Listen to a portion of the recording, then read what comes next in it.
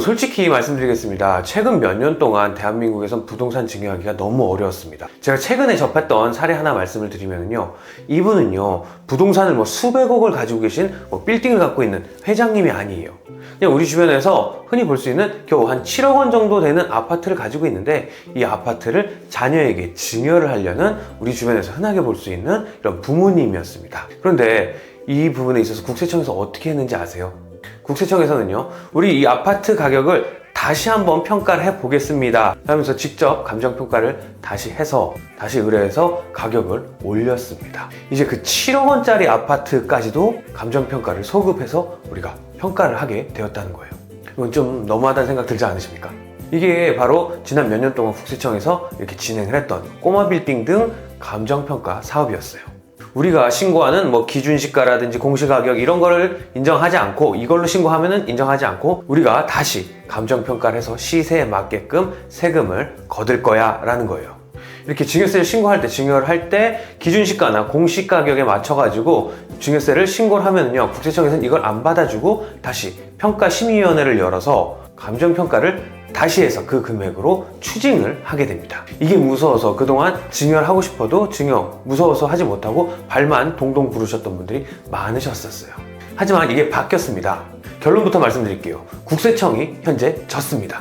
아직은 완벽하게 대법원까지 판결은 난 건 아니기 때문에 나중에 변동이 될 수는 있겠지만요, 2026년 올해는요, 지난 10년간을 통틀어서 부동산을 자녀에게 물려줄 수 있는 가장 완벽하고 어쩌면 마지막일지도 모르는 골든 타임이 될 거예요.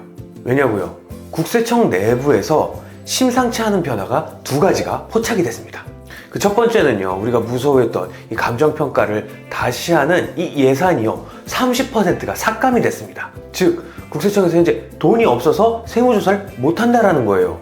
우리가 일반인이 증여세를 신고할 때 기준시가나 이런 금액으로 신고를 하게 되면요, 국세청에서 봤을 때는 아니 우리가 생각하는 시가보다 한 60-70% 정도로 들어왔네? 이거 아닌 것 같아. 우리 감정평가기관에 의뢰를 해서 다시 평가를 해서 이거를 시세대로 평가 맞게 한 다음에 이거에 대해서 우리 증여세를 매길게 라고 하는데, 이 감정평가도 공짜로 일을 하는 게 아니잖아요. 감정평가 기관에도 국세청에 돈을 줘야 되는데 이 돈을 주는 예산이 30%가 삭감이 된 거예요. 그리고요, 두 번째는요, 법원에서 봤을 때 국세청이 이렇게 과세를 하는 게 너무 무리하게 과세를 한다, 이거 위법이다 라고 판단을 했습니다.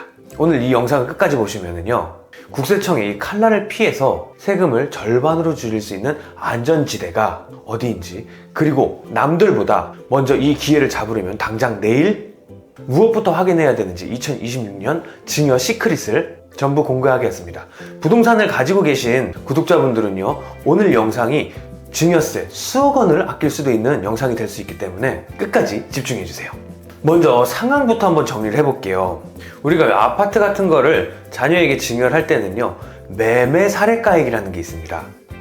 옆집이요 10억 원에 팔리면은요, 내 집도 10억 원으로 봅니다. 이건 피할 수가 없어요. 하지만은요, 꼬마 빌딩이라든지 상가주택이라든지 토지 이런 것들은요, 이런 비주거용 부동산은 좀 달라요. 옆 건물이 팔렸다고 해서 내 건물이 똑같은 가격일 수는 없잖아요. 모양도 다를 수도 있고요, 도로를 접하고 있는 조건도 다 다양할 수 있습니다. 그래서 원래는요, 나라에서 정해준 가격, 기준시가, 공시지가로 신고하는 게 원칙이었어요. 보통 기준시가는요, 실제 시세의 한 50%, 60% 정도 수준이기 때문에, 예를 들어 시세가 한 50억짜리 빌딩을 물려준다 라고 했을 때는 여기에 한 반절 정도는 25억에서 한 30억 정도로 물려줄 수가 있기 때문에 그야말로 절세 치트키였습니다. 그런데 2019년에 국세청이 여기에 대해서 칼을 빼드렸어요. 부자들 세금 깎아주는 꼴 못 보겠다. 우리 예산을 들여서라도 감정평가 다 의뢰해서 맡겨가지고 세금 다시 걷겠다. 이때부터 소위 감정평가 사업이 시작이 된 거예요. 여러분이요, 기준시가 30억 원짜리를 기준시가 30억으로 신고를 하잖아요. 그럼 국세청에서 갑자기 감정평가사님을 보냅니다. 그리고요, 이거 건물 감정해보니까는 60억이네요. 세금 2배 더 내세요 라고 해서 통지서, 우편을 날려요. 이게 얼마나 무서운 거냐면요, 사실 이게 모든 거래에 대해서, 모든 증여거래에 대해서 다 하는 게 아니라 복불복이에요. 누구는 걸리고 누구는 안 걸리고, 이 기준도 명확하지는 않습니다. 그런데 최근에 아까 말씀드렸듯이 7억 원짜리 아파트를 건드릴 정도로 정말 나는 이 금액이면 피할 수 있겠구나 이런 금액이 없어졌다고 봐도 무방할 정도예요. 그래서 많은 건물주들이요, 이거 내가 증여세 신고 지금 잘못했다가 걸리면은 정말 큰일 나겠구나 이렇게 생각을 해가지고 증여를 미뤄왔던 겁니다. 그런데요, 2026년에 분위기가 완전히 뒤집혔어요. 국세청이 2026년에 감정평가를 하는 이 예산이요, 작년 대비 30%나 대폭 삭감이 됐습니다. 이게 현장에서는 어떤 의미일까요? 국세청 공무원들도 사람이고 감정평가를 하려면 예산을 써서 외부에 있는 감정평가 기관에 수수료를 줘야 됩니다. 그런데 쓸 돈이 30%나 줄었다? 결국에는요, 국세청에서도 선택과 집중을 할 수밖에 없는 거예요. 예전 같은 경우로 한다면은요, 의심이 되면 일단 다 찔러봐, 다 한번 감정평가 해봐 라는 거였는데, 이제는요, 확실히 세금을 왕창 거둘 수 있는 큰 건 아니면은 하지 마로 바뀌게 된 거예요. 국세청 입장에서 봤을 때도 가성비가 안 좋은 거는요, 그런 물건은 이제 감정평가를 하고 싶어도 못하는 상황이 오게 된 거죠. 그렇기 때문에 2026년은요, 기준시가로 신고를 한다고 하더라도 통과될 확률이 예전보다 훨씬 높은 증여에 축복받은 한 해가 될 거예요. 그리고 또 여기서 끝이 아니에요. 더 결정적인 한 방이 있는데요, 최근 법원에서 아주 의미 있는 판결이 나왔습니다. 세금 신고 후에 국세청에서 감정평가를 해가지고 세금을 더 때린 이 건에 대해서 법원이 국세청 너희가 틀렸으니까는 세금 취소해라 라고 납세자의 손을 들어준 거예요.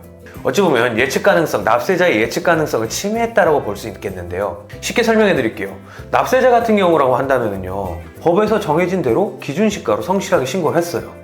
그런데 국세청에서 아무런 예고도 없이, 아니면 명확한 기준도 없이 저 가격은 아닌 것 같아, 세금 더 내야 될 것 같은데 시가는 저거보다 훨씬 더 높잖아 라고 생각을 해서 자의적으로 감정평가를 해버린 겁니다. 법원에서는 이걸 본 거죠. 국민은 법을 믿고 따랐는데 국가에서 마음대로 고무줄 잣대를 들이대면 국민이 어떻게 법을 믿고 따르겠냐, 이게 납세자의 재산권을 과도하게 침해하는 거다라고 법원에서 이야기를 한 거예요. 물론 아직은요, 대법원 판결까지 지켜봐야 되기는 하겠지만요, 실무를 하는 제 입장에서 볼 때는요, 이거는 그 판결의 파급력이요, 어마어마합니다. 입장을 바꿔서요, 국세청 담당자 입장이라고 한번 생각을 해볼게요. 예산도 줄어졌는데 무리해서 감정평가를 했다가 나중에 소송까지 가가지고 패소를 하면요, 이런 부담감이 없을 순 없겠죠.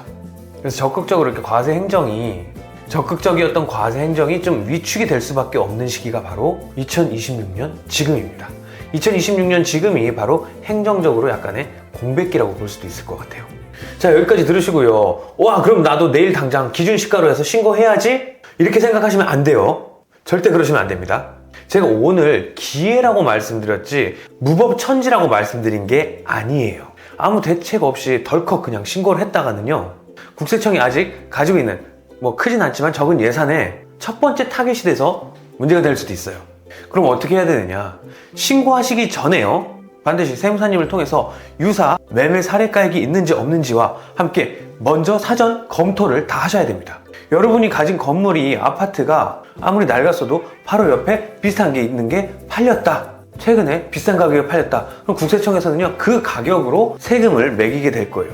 이거는요, 국세청의 예산 삭감이랑 관계가 없는 법적인 시세이기 때문입니다. 많은 분들이 이런 걸 놓쳐가지고 세금 폭탄을 맞는데요, 우리 건물은 낡았으니까 오래됐으니까 싸게 쳐주겠지, 천만의 말씀입니다. 국세청에서는요, 여러분 건물 근처에 있는, 반경에 있는 모든 거래 내역들이 다 들어있어요. 그래서 저는 의뢰인이 오시면 무조건 시뮬레이션부터 먼저 돌려봅니다. 주변 반경에 똑같은, 그리고 유사한 주변 시세부터 샅샅이 뒤지게 됩니다. 그래서 대표님, 옆에 비슷하게 생긴 이게 팔린 내역이 있네요, 이런 것 때문에 기준시가는 불리해요. 그리고 위험합니다. 그렇기 때문에 감정평가를 받아야 우리가 유리합니다, 이렇게 얘기한다든지요. 아니요, 이 정도면은 기준시가로 들어가도 되겠습니다, 이렇게 미리 시뮬레이션을 통해서 준비를 미리 하고 신고를 넣어야 됩니다. 이렇게 미리 검토도 안 해보고 그냥 신고를 하고 증여세 신고하거나 상속세 신고를 하는 거는요, 눈을 감고 지뢰밭을 걸어가는 거랑 똑같아요. 자, 이제 정리하겠습니다. 2026년에 국세청에서는요, 감정평가 예산이 30% 삭감이 됐습니다. 법원에서는요, 납세자의 예측 가능성을 보호하는 판결을 내렸어요. 이제는 상대적으로 금액이 작은 아파트라든지 꼬마 빌딩을 가지고 계신 분들에게 다시 오지 않을 절세 문이 열렸습니다. 하지만 이 문은 그렇게 오래 열려 있지는 않을 거예요. 국세청 입장에서 봤을 때는요, 대법원 판결에 준비하기 위해서 좀 더 정교한 논리를 가지고 올 거고요. 내년에는 예산을 다시 늘려서 올지도 모르겠습니다. 국세청이 전열을 가다듬기 전인 2026년이 바로 지금 부동산 증여의 골든 타임이 될 수 있습니다. 혹시 내 건물도 기준시가로 증여할 수 있을까? 아니면 지금 증여하면 세금을 얼마나 아낄 수 있을까? 궁금하시다면요, 혼자 고민하지 마시고 가까운 세무사님을 찾아가서 사전 진단을 한번 받아보세요. 오늘 영상이 도움이 되셨다면 구독과 좋아요 부탁드립니다. 이상 세금 줄여주는 남자 김철은 세무사였습니다. 감사합니다.